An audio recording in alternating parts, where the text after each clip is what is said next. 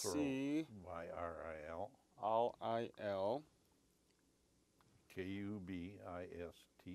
Kubista. My grandparents, both of them came over here when they were teenagers. Mm-hmm. I think 13 and 15. Mm-hmm.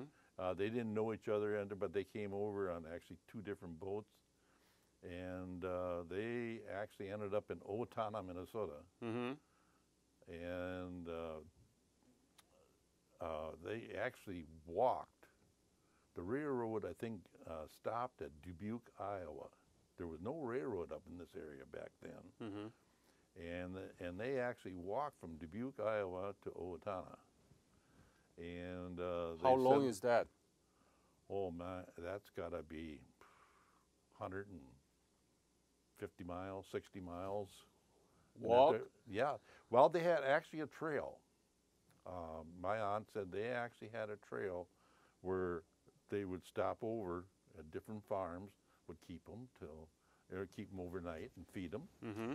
And so they ended up being in Owatonna. And my grandpa was a farmer, and he actually had the first sawmill in the area because it was all trees.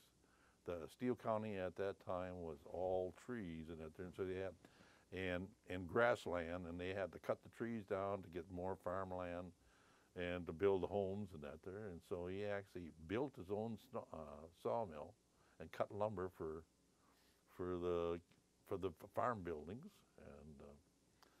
and he was very instrumental in my life, I feel, because he could sharpen a saw. He could tell from 500 feet away if that saw was cutting right. He would stop the operator in that there, and he would take his file out, and he would file that. And actually, that saw blade would sing, and when that had that right sing to it, then that was right. Are there many Czechs here in Minnesota? Oh yes, there's quite a bunch in New Ulm, Minnesota, around the Mankato area, and well, let's see, that's probably the biggest area as far as Czechs in that there. And the thing about it, kind of the funny thing about it is that I was full-blood Czech. And 100%? 100% in that there. And it was kind of not told me directly, but it was kind of hinted that you were supposed to marry another Czech, not spoil the bloodline.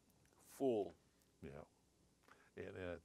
But anyhow, I started dating this one girl and that there, and we were farmers, and we were baling hay, and her, the wife now, and that there, we actually rode the school bus together. But anyhow, we went and baled hay for her dad, and that's the first time my dad met her in that there, and I think she was 17, and I was 19, in that there, and so they feed you when you're doing commercial in that there. So anyhow, we went and had dinner, and we came out in there, and my dad never said too much, but he said, "She's a good cook." In that there. And I thought, well, that must mean something right there. So, is she Czech? She is part Czech and mostly German. Tell me about your birthday and where you born. June 18th, 1933, West Concord, Minnesota. My dad was very stickler for farming, using no chemicals, and and everything had to be like he always said. The whiter the bread, quicker you're dead. Yeah, right. And then, I know. And it had to be homemade bread, Yep. So 6, 7 years old and going out in the woods and picking choke cherries. Tell me about the school you went through in West Concord. Well, I went to country school for the first 8 years, and then I went to high school in West Concord and graduated there in 1951. So, when you were in high school, you heard about the Korean War broke out, did you? In 50, I don't remember it being talked about that much until after I graduated and went to work at the Ford garage in Otana, and that then people were talking about it. Oh. But it seemed like, to me, I don't know, maybe I don't remember. But then it started getting talked about, and then I got drafted in '53. Mm-hmm. And so, but way it was talked about, everybody kind of thought it was going to be over tomorrow. Oh.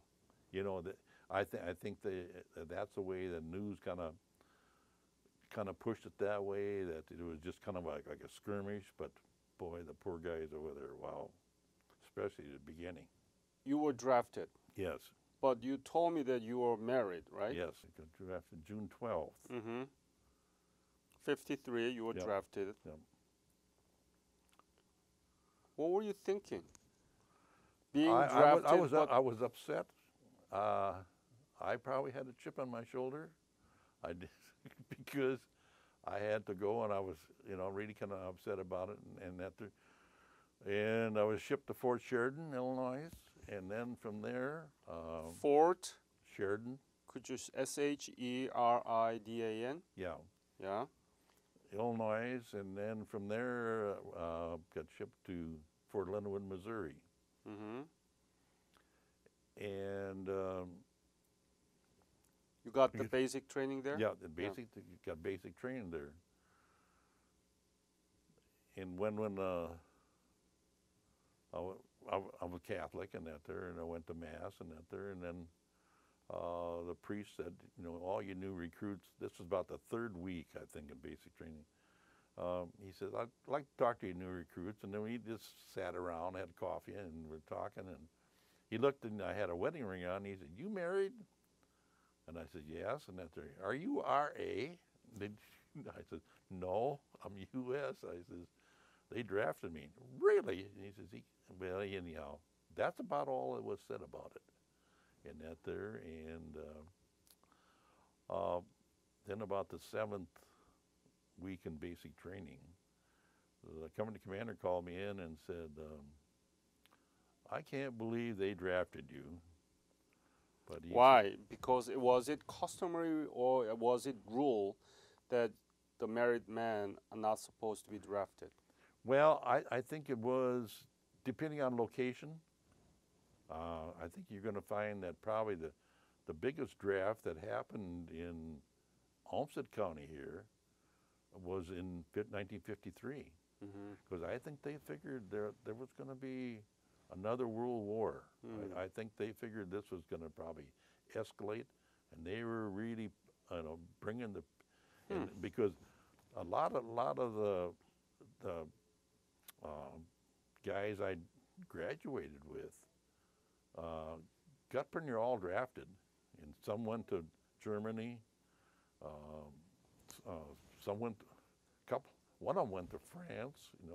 They were shipped all over, and of course then, but I ended up there, and then they ended up putting me in wheel vehicle mechanic school, and then into some engineering, and anyhow this.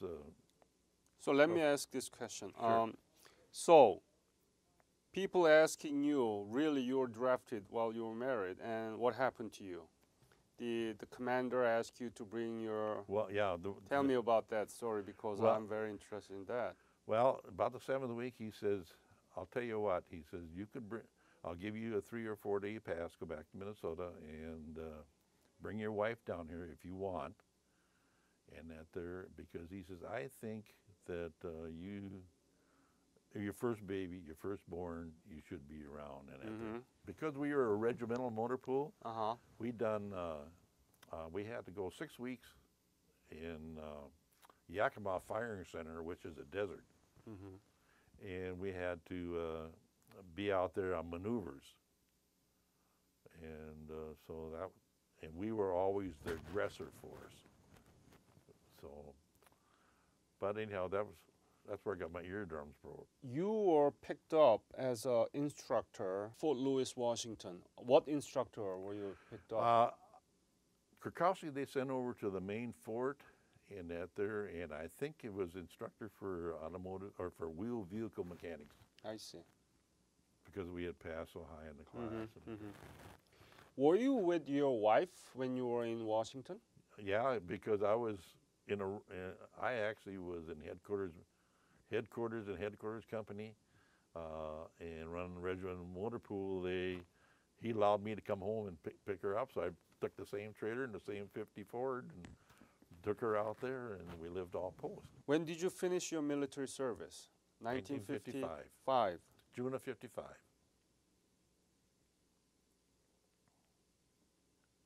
So you saying that your service and your experience in the Army really did a very important influence upon your life? Yes, very important. I'll tell you why, because I'd have bet you all the money in the world when before, I would say, before I went into service, right before that I was going to end up doing 27 years of teaching. You know, that was the furthest thing from my mind of being a teacher.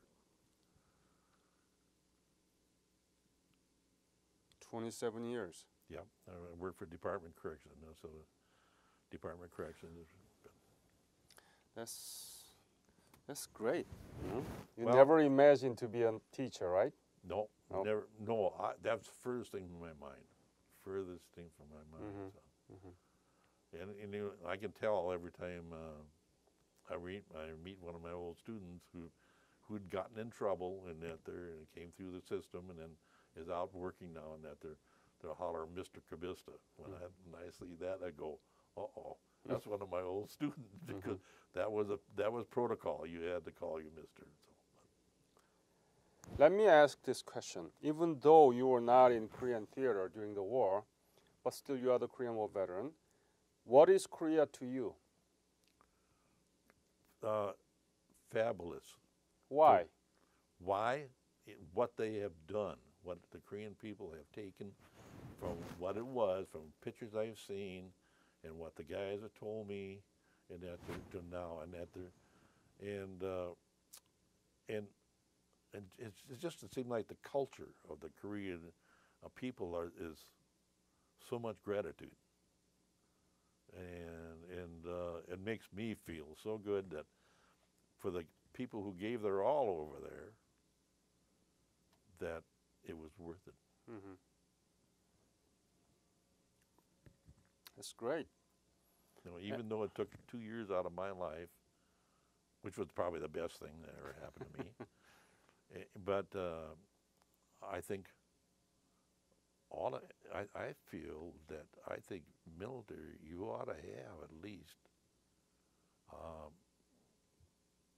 20 months, 15 months of military training just for every male in that there. You get a chance to grow up. I'm so glad that I had a chance to talk to you, and thank you for sharing your stories. Well, thank you for what you're doing.